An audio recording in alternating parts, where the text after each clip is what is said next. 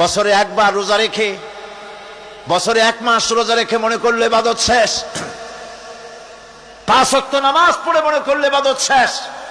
আমি প্রশ্ন করি, 5 ওয়াক্ত নামাজের নামই যদি হয় ইবাদত,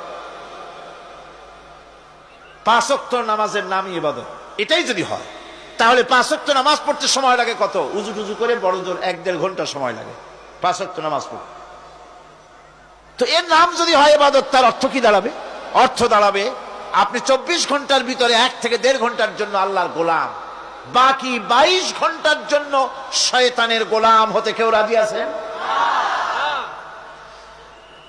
রোজার নামই যদি হয় শুধু ইবাদত, তাহলে তার অর্থ দাঁড়াবে বছরের ভিতরে একটা মাসের জন্য আপনি আল্লাহর গোলাম, আর 11 মাসের জন্য শয়তানের গোলাম হতে কেউ রাজি আছে?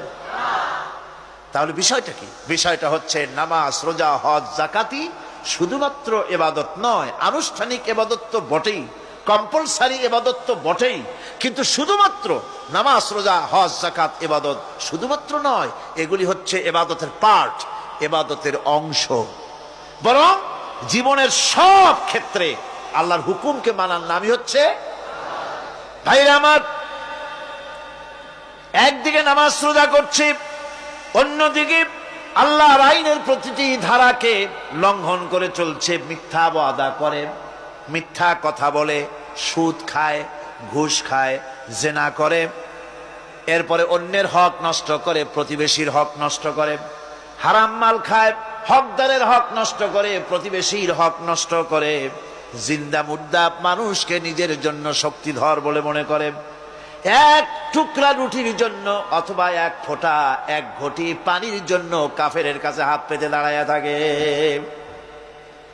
এই যদি অবস্থা হয়, এটাই যদি হয় ঈমান, আর এটার নামে যদি ইবাদত হয়, তাহলে এই পৃথিবীর মুসলমানের আজ লাঞ্ছিত কেন? আল্লাহর ওয়াদা কি মিথ্যা?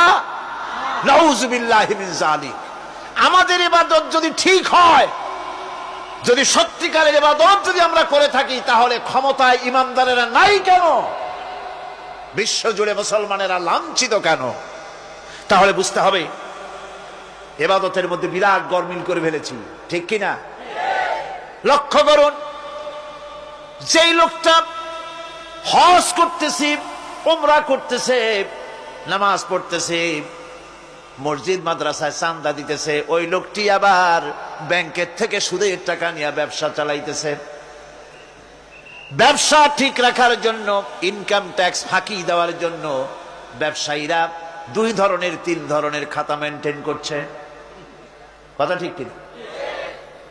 মিথ্যা কথা বলছে, ঘুষ দিতেছে, বেশি করে বিদ্যুতের বিল যাতে না আসে সেজন্য যারা বিদ্যুৎ লাইনে আছে তাদেরকে পয়সা দিয়ে ম্যানেজ করতেছে, ঠিক কিনা?